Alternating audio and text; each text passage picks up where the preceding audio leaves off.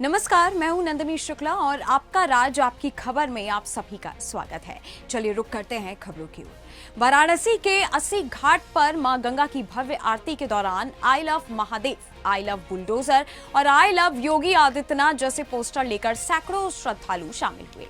आरती से पहले हनुमान चालीसा का पाठ किया गया और पोस्टरों के माध्यम से देश में शांति, आस्था और एकता का संदेश दिया गया। ये अभियान आई लव मोहम्मद के जवाब में शुरू किया गया है। घाट पर उपस्थित लोगों ने हाथों में पोस्टर लेकर गंगा आरती देखी और धार्मिक भावनाओं के साथ अपने विचार प्रकट किए। देखिए, आजकल भारतवर्ष में कुछ कट्टरपंथी लोगों ने आई लव महादेव मोहम्मद का नारा दिया, उसके साथ साथ में बहुत ही गलत नारे भी दिए गए। उसी के विरोध में और अपने प्रभु को याद करने के लिए, ये बताने के लिए उन सभी कट्टरपंथियों को ये देश राम कृष्ण महादेव का है और यहाँ पर राम कृष्ण महादेव का ही नारा बुलंद होगा, हमेशा था, है और रहेगा। इसी के लिए आज ये आरती के पहले हनुमान चालीसा में आई लव महादेव का हम लोगों ने उद्घोष किया। खबर यूपी के ललितपुर से है, जहां सदर कोतवाली क्षेत्र के रैदासपुरा मोहल्ले की महिलाओं, युवाओं, बच्चों और बुजुर्गों ने जिलाधिकारी को एक शिकायती पत्र सौंपा। उन्होंने आरोप लगाया कि पास के मोहल्ले में रहने वाले वाल्मीकि समाज के कुछ युवक आए दिन उनके मोहल्ले में आकर उपद्रव करते हैं। महिलाओं ने बताया कि ये युवक लड़कियों से छेड़छाड़ करता है, गाली गलौज करता है और विरोध करने पर धमकाता है। बीती रात भी मोहल्ले में काफी उपद्रव हुआ, जिससे लोग दहशत में हैं। मोहल्ले वासियों का कहना है कि उन्होंने कई बार पुलिस से शिकायत की, लेकिन कोई ठोस कार्रवाई नहीं की गई। थक हार कर वो जिलाधिकारी के पास पहुंचे और मांग की कि उपद्रवी युवक पर कानूनी कार्रवाई हो और मोहल्ले को सुरक्षा प्रदान की जाए। उनका कहना है कि यदि जल्द कार्रवाई नहीं हुई तो स्थिति और बिगड़ सकती है। जवानों में हते थे सभी समाज के और पंडा लोग हते थे, अकेले 2 जन हते थे और वे लोग आए 4-5 जन, आयुष, अंशु आए और उन लोगों से पैसा मांगने लगे। पैसा ना दिया तो उन्हें मारा और पीटा और पैसा उनके बाद उनकी जेब में से पैसा निकाला। पैसा निकालने के बाद उन्हें हम लोग रात में आए 3 बजे के बाद एफआईआर की। एफआईआर करने के बाद उन्हें 2 जनों को लुआ के आए। वे 2 जनों को लुआने के बाद उनके माता और पिता और अन्य मोहल्ला वासी सब जन कह रहे, अगर तुम राजीनामा नहीं करोगे तो हम आप लोगों को पीड़ित करेंगे और गली गली में पीटेंगे। धमकी दे रहे हैं? हाँ, धमकी दे रहे हैं जान से मारने की। अगर तुम लोग नहीं अच्छे से मानोगे तो हम बहन बेटी को भी छेड़ेंगे। बहन बेटी के छेड़ने के बावजूद भी अगर तुम अच्छे से नहीं मानोगे, हमारे पास नौकरी है, नगर पालिका है, हर विभाग में हमारे अधिकारी। शिकायत करी, क्या आश्वासन मिला? आश्वासन ये मिला, हमारे शिकायत करने के बाद 2 जनों को लिए बंद कर लिया और उनके लिए एक फरार है और वे कह रहे हैं अभी उनकी वो हो गया, बेल होना है 4 महीने। आप क्या चाहते हैं? हम ये चाहते हैं सर, ये इनकी जमानत बहुत अति है इन लोगों की। आजमगढ़ जिले के रौनापाड़ थाना क्षेत्र के पीपरोटी महुआ गांव में एक 11 वर्षीय बच्ची से छेड़खानी की घटना से क्षेत्र में हड़कंप मच गया।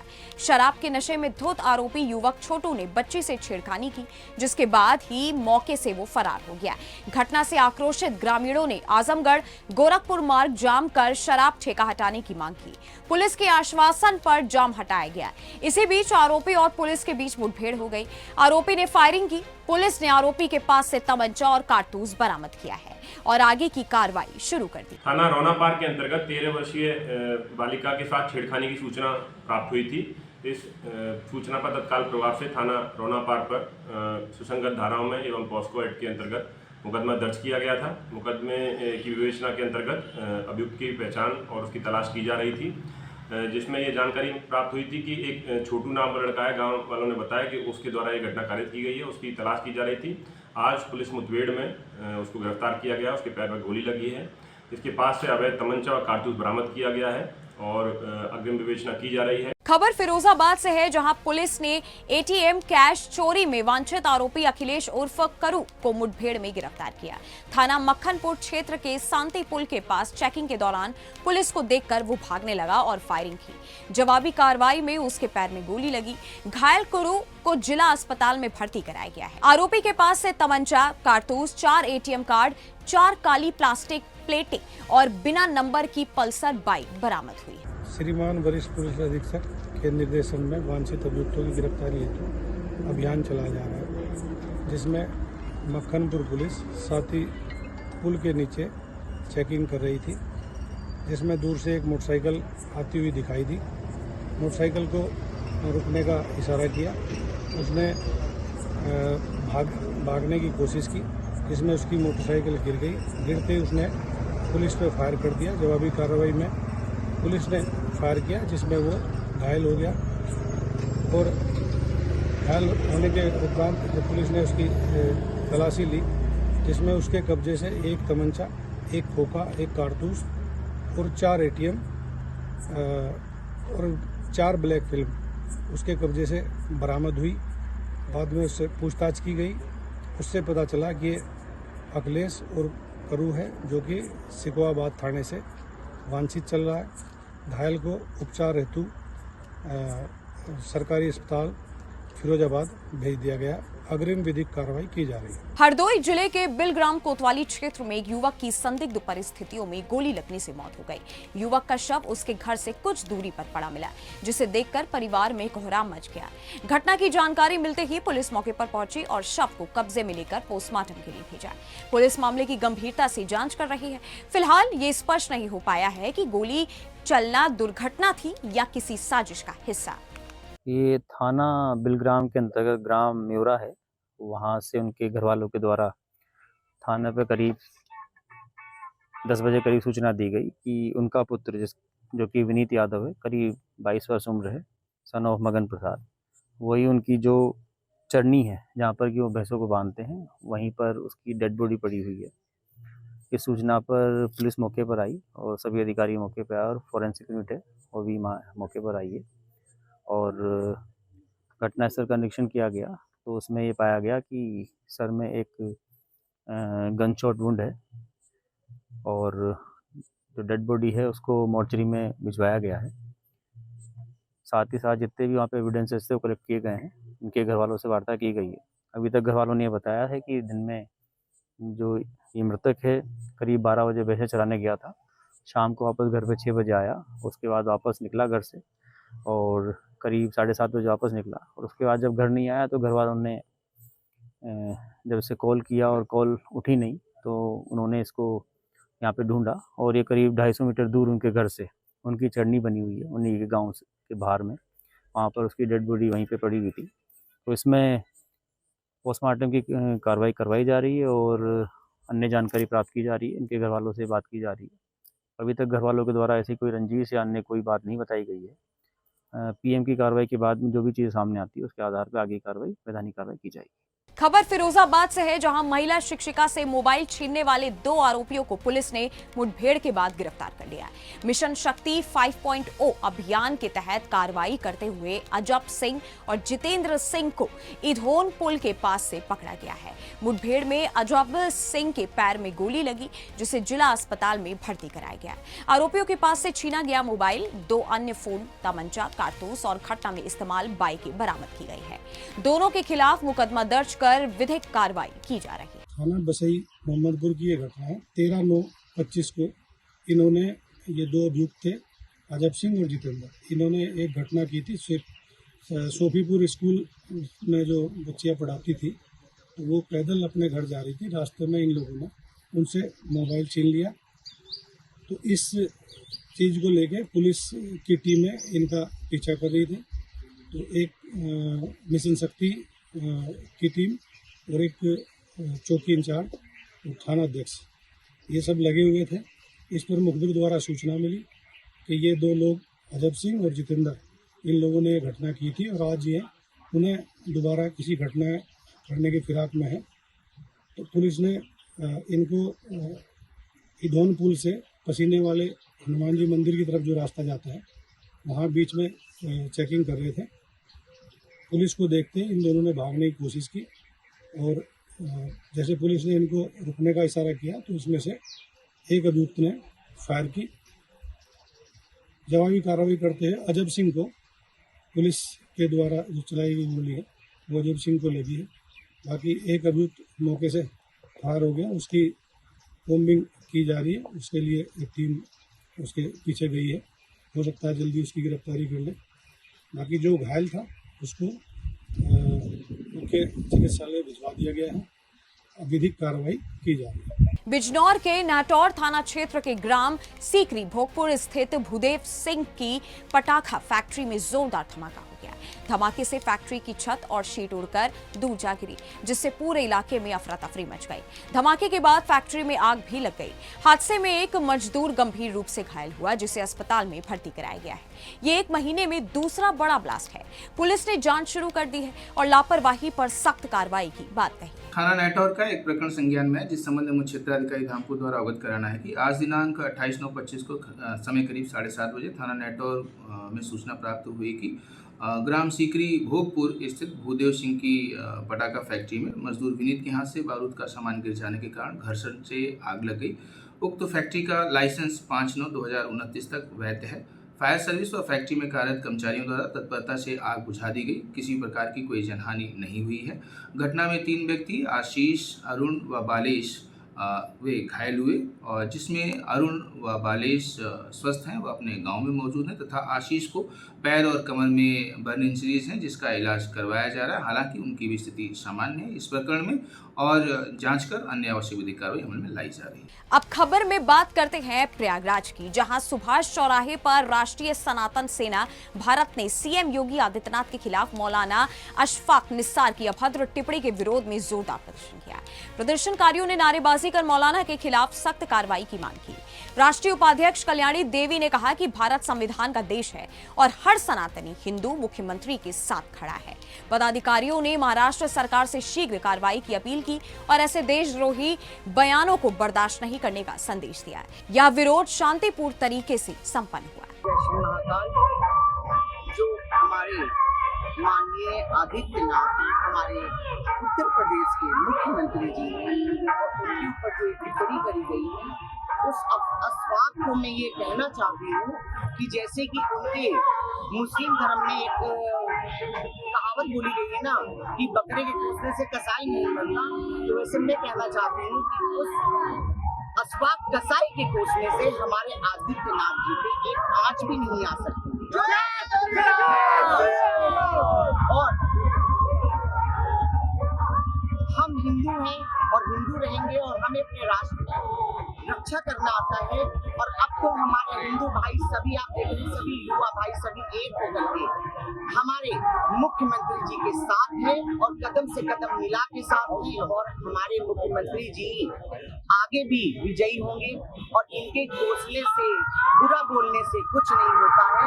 ये ऐसे ही भोगते रहे, क्योंकि हमारे जो देवों के देव महादेव है वो हमारे परम पिता, हमारे रक्षक तो वो हैं। आज हम लोग प्रयागराज की इस पवित्र भूमि पर, जो सनातनी हिंदुओं की पवित्र भूमि है, यहाँ खड़े होकर सुभाष चौराहे की भूमि पर हम लोग अपना विरोध प्रदर्शन दर्ज करने आए हैं। आप जैसा कि न्यूज में, मीडिया में चल रहा है, हिंदू हृदय सम्राट माननीय योगी आदित्यनाथ जी को एक मौलाना ने अभद्र टिप्पणी की है और उन्हें टकला कहा, गुंडा कहा, मारने की धमकी दी। और ये हम सभी हिंदू, सनातनी हिंदुओं को कतई बर्दाश्त नहीं है। अगर उस मौलवी ने जल्द से जल्द आके मीडिया के सामने या सार्वजनिक रूप से माफी नहीं मांगी, तो हम लोग पूरे प्रदेश में और उसके खिलाफ ईंट से ईंट बजाकर उसको जवाब देने का कार्य करेंगे। और संदेश देना चाहते हैं, ये हिंदुस्तान हिंदुओं की भूमि है, ऐसी भूमि और ऐसे हिंदू जो पूरी दुनिया को अपना परिवार मानते हैं। लेकिन इस भाव के साथ हम लोगों को इतना कमजोर ना समझ लिया जाए कि अगर हम किसी को प्यार करते हैं तो आप हमारी गर्दन काटने का विचार करेंगे। इसलिए जल्द से जल्द मैं एक बार फिर से आह्वान करना चाहता हूँ कि जिस मौलाना ने योगी आदित्यनाथ जी के खिलाफ ऐसी गलत बयानबाजी दी है, वो जल्द से जल्द माफी मांगने का कार्य करें, नहीं तो हम लोग आगे बढ़कर अन्य कदम उठाने के लिए तैयार हैं। वरेंद्र प्रताप सिंह, छात्र नेता, इलाहाबाद विश्वविद्यालय। कौशाम्बी में पुलिस और बदमाश के बीच मुठभेड़ हुई, जहां थाना पिपरी पुलिस ने काट गांव में संदिग्ध मोटरसाइकिल चालक को रोकने का प्रयास किया। आरोपी ने भागने की कोशिश की और जंगल की ओर भागते हुए पुलिस पर फायरिंग की। पुलिस ने जवाबी कार्रवाई करते हुए उसे घायल कर हिरासत में लिया। घायल आरोपी रवि के कब्जे से एक तमंचा, 2 जिंदा कारतूस, 2 खोखा कारतूस और मोटरसाइकिल बरामद हुई। आरोपी पर 25,000 रुपए का इनाम था। इस गिरफ्तारी से पिपरकुंडी के झपट मारी मामले का खुलासा हुआ है। देखिए, आज दिनांक 27 सितंबर 2025 को थाना पिपरी पुलिस फोर्स द्वारा संदिग्ध व्यक्ति और वाहनों की चेकिंग की जा रही थी। इसी दौरान एक संदिग्ध व्यक्ति मोटरसाइकिल से पुलिस की जो चेकिंग की जा रही थी उसको देखते हुए बैरियर तोड़कर वो काट गांव से बल्हेपुर मार्ग की ओर भागने लगा। पुलिस टीम द्वारा उसको पकड़ने का प्रयास किया गया तो वो सीएचसी के आगे कच्ची सड़क पर मोटरसाइकिल से भागने लगा और वहीं पर फिसल कर गिर गया। पुलिस द्वारा जब उसको पकड़ने का प्रयास किया जा रहा था तो उसने पुलिस पार्टी के ऊपर जान से मारने की नीयत से फायर किया। पुलिस द्वारा उसको आत्मसमर्पण करने के लिए कहा गया तो उसने पुनः पुलिस टीम के ऊपर फायर किया। पुलिस द्वारा आत्म सुरक्षा जवाबी फायरिंग की गई, जिसमें एक गोली उसके पैर में लगी है और उसको घेर के किसी तरह कंट्रोल किया गया। संगम तट की रेत पर कलाकार अजय गुप्ता ने विजयदशमी के मौके पर एक बेहद खास आकृति तैयार की है। इस कलाकृति में भगवान श्री राम को धनुष बाण से रावण पर निशाना साधते हुए दर्शाया गया है। साथ ही गंगा की रेत पर एशिया कप की आकृति भी बनाई गई है। इसका संदेश साफ है, विजयदशमी से पहले ही भारत ने एशिया कप में पाकिस्तान को हराकर बुराई पर विजय का पर्व मना लिया। कलाकार ने इसे खेल और संस्कृति का अद्भुत संगम बताते हुए भारत की जीत को समर्पित किया है। सर, दशहरे से पहले हम लोगों ने एक ये साइन आर्ट किया है जो कि राम जी का और रावण जी का हम लोग ने युद्ध दर्शाया है, क्योंकि दशहरा पास में है। उसके पहले सर हम लोग एक बार जीत पहले ही हासिल करेंगे अपने पड़ोसी देश से, जो कि वर्ल्ड ये एशिया कप का मैच है जो कि कल हासिल करेगा एक धूल चटाकर।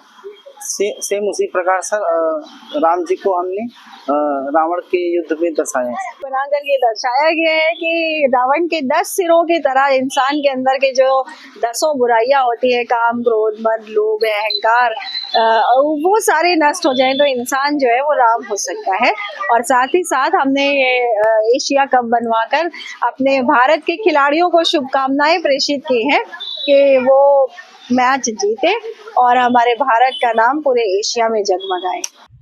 अभी हम लोग तो 2 साइन आर्ट किए हैं यहाँ पे। पहला तो हम लोग दशहरा के लिए और दूसरा एशिया कप के लिए। तो दशहरा से पहले हम लोग चाहेंगे कि हम लोग एशिया कप अपने घर लेके आए, इंडिया में लेके आए। और दशहरा को मनाने के लिए हम लोग एक सैंड आर्ट तैयार किया जिसमें आप लोग देख सकते हैं कि राम जी रावण का वध कर रहे हैं। और बगल में एशिया कप का भी हम लोग ने सैंड आर्ट किया है, कप की को हम लोग ने बनाया है। कितना समय लगा? हम लोग कल और आज काम किए थे तो हम लोग को ऑलमोस्ट 6-7 घंटा लगा है। नाम बता दो अपना। नाम अदिति। उत्तर प्रदेश के देववृंद में स्थित माता बाला सुंदरी का सिद्धपीठ महाभारत काल से जुड़ा एक पवित्र स्थल है। कहा जाता है कि पांडवों ने अज्ञातवास के दौरान यहाँ 1 वर्ष व्यतीत किया और कई मंदिरों की स्थापना की। यह 52 सिद्ध पीठों में से एक महत्वपूर्ण स्थान है। यहाँ एक विशाल जलाशय भी है जिसे माता बाला सुंदरी का स्नान स्थल माना जाता है। इस जलाशय का पानी कभी सूखा नहीं और ना ही इसकी कभी सफाई की आवश्यकता पड़ी। मंदिर के द्वार पर एक प्राचीन शिलापट है जिस पर लिखा हुआ अब तक पढ़ा नहीं जा सका। भक्त यहाँ दूर दराज से मन्नत मांगने आते हैं और उनकी इच्छाएं पूर्ण होती हैं। यह स्थल धार्मिक और ऐतिहासिक दृष्टि से अत्यंत महत्वपूर्ण माना जाता है। अभी हम देवबंद में मौजूद हैं और देवबंद का ये सिद्धपीठ मंदिर है। माता बाला सुंदरी का ये यहाँ पर सिद्धपीठ है, वहाँ पर अभी हम मौजूद हैं। बड़ी संख्या में यहाँ भक्त मौजूद हैं। दूर दराज से यहाँ प्रतिदिन लोग आते हैं, भक्त आते हैं। लेकिन नवरात्र भी चल रहे हैं तो बड़ी संख्या में यहाँ पर जो है भक्त पहुँच रहे हैं।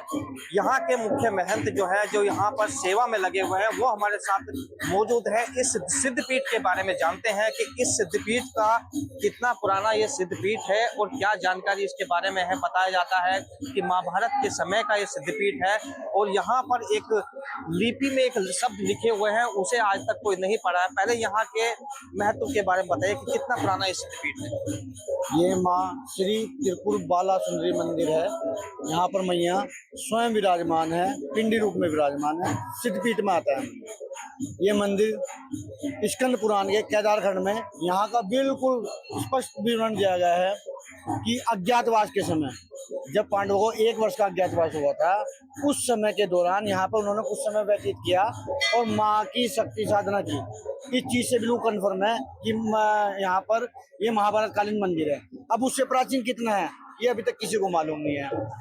एक शिलालेख है मंदिर के मुख्य द्वार पर।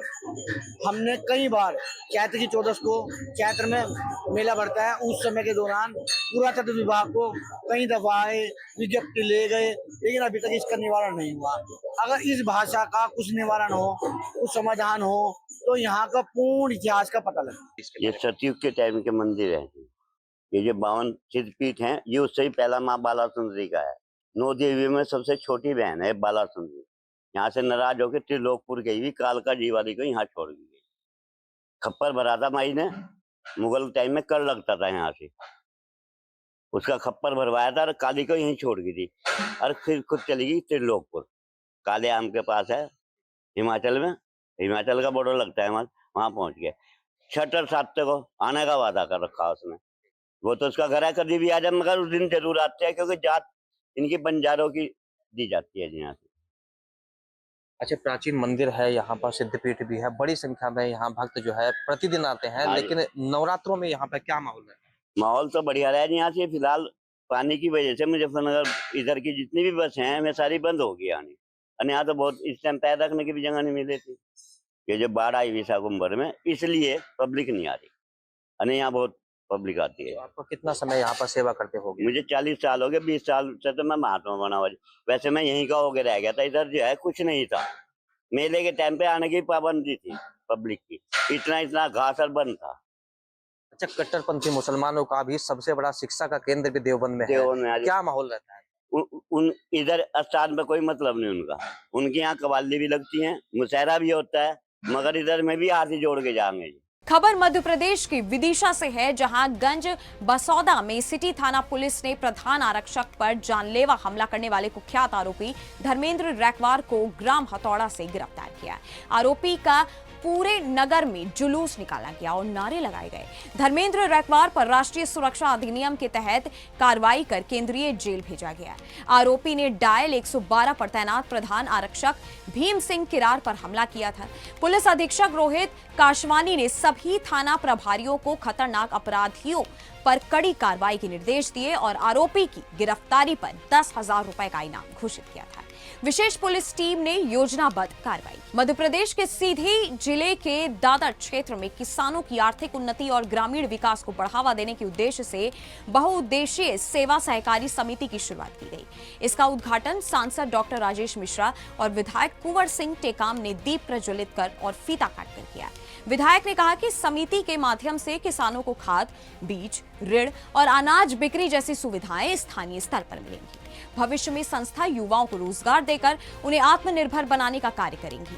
कार्यक्रम में बड़ी संख्या में ग्रामीण और कार्यकर्ता शामिल। अब खबर में बात करते हैं झारखंड के बोकारो स्टील प्लांट के विस्तारीकरण और बीजीएच को सुपर स्पेशलिटी अस्पताल बनाने की मांग को लेकर बोकारो वासियों ने प्रधानमंत्री को हजारों पोस्ट कार्ड भेजे।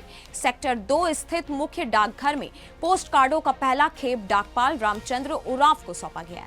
ये पहल महाहस्ताक्षर अभियान के तहत कुमार अमित के नेतृत्व में चलाई जा रही है।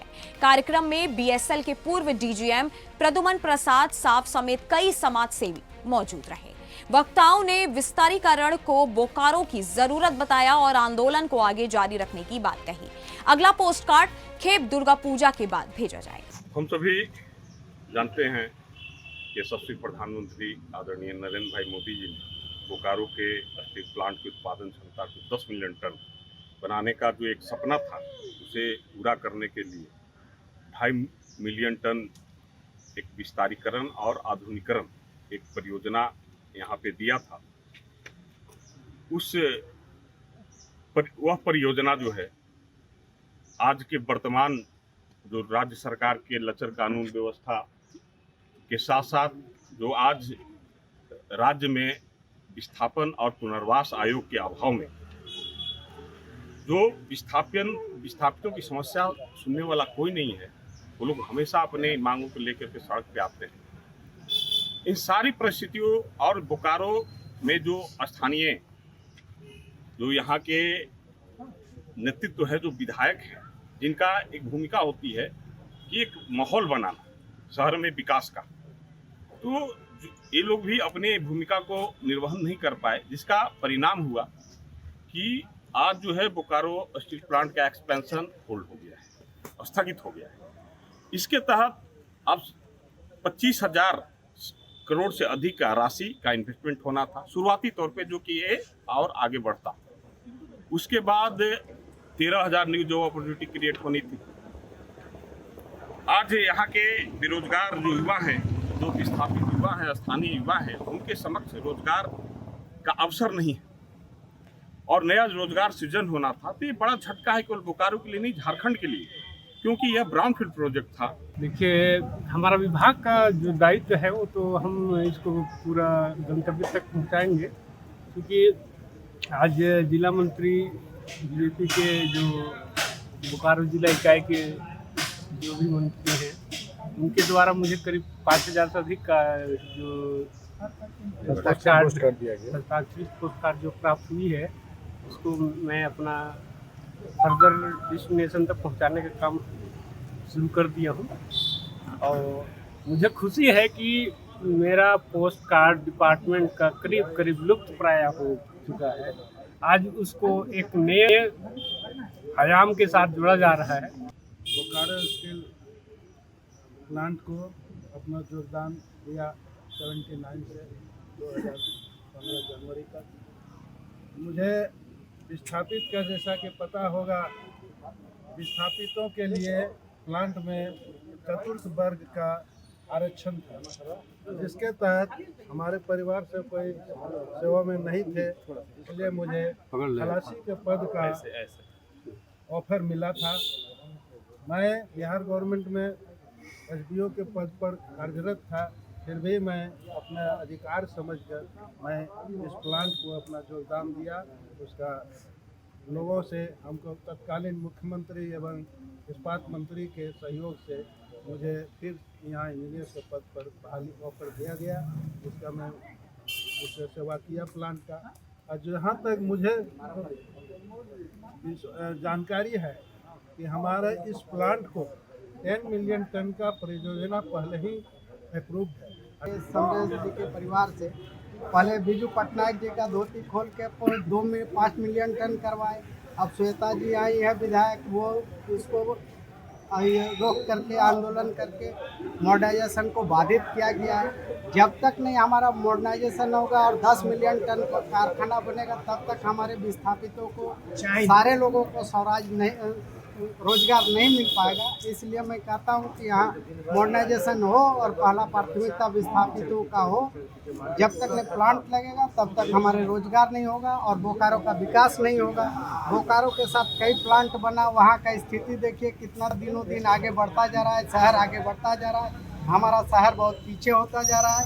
इसलिए हम मांग करेंगे कि इसको जितना जल्दी से जल्दी 10 मिलियन टन का कारखाना बनाया जाए और यहाँ सभी लोगों को रोजगार मिले, और ताकि शहरवासी बहुत अच्छे तरीके से रहें। और हमारा बोकारो जनरल अस्पताल एक समय पूरे झारखंड बिहार में 1 नंबर का था, जो आज पशुपालन विभाग के तरह हो गया है। माननीय प्रधानमंत्री और इस्पात मंत्री के द्वारा यहाँ पर बोकारो के विस्तारीकरण के लिए जो राशि आवंटित करने का घोषणा किया गया था, इस बात का पूरे बोकारो सभी लोगों ने जो हर दर्जन भावों से ऊपर होकर के उसका स्वागत किया था। आज के लिए बस इतना ही। देश और दुनिया की तमाम बड़ी खबरों के लिए आप जुड़े रहिएगा सुदर्शन न्यूज के साथ। जय हिंद।